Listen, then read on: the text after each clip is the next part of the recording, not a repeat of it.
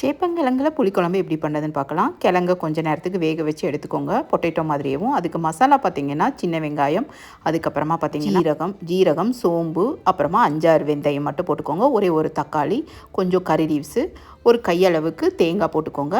2 table spoon அளவுக்கு மல்லித்தூள், அதுக்கப்புறமா 2 டீஸ்பூன் அளவுக்கு மிளகாத்தூள் போட்டுக்கோங்க. நல்லா ஆறுனதுக்கப்புறமா மிக்ஸி ஜாரில் போட்டு நல்லா ஃபைன் பேஸ்ட்டாக அரைச்சி எடுத்துகிட்டு வந்துக்கோங்க.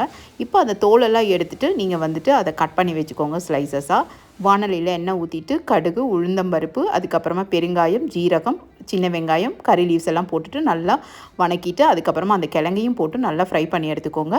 இப்போ புளி பார்த்திங்கன்னா ஒரு லெமன் சைஸ் அளவுக்கு புளி ஊற்றிட்டு இப்போ நம்ம ஃபைன் பேஸ்ட்டாக அரைச்சி எடுத்த அந்த மசாலாவையும் அதில் சேர்த்திடுங்க. தேவையான அளவு தண்ணி போட்டுட்டு உப்பும் சேர்த்திட்டு ஒரு 5 நிமிஷம் வேக வச்சு எடுத்தீங்க அப்படின்னா சூப்பரான புளிக்குழம்பு ரெடி ஆகிடும். மேலாப்பில் நல்லெண்ணெய் ஊற்றி நீங்கள் சர்வ் பண்ணிங்கன்னா சூப்பராக இருக்கும். ட்ரை பண்ணி பாருங்கள்.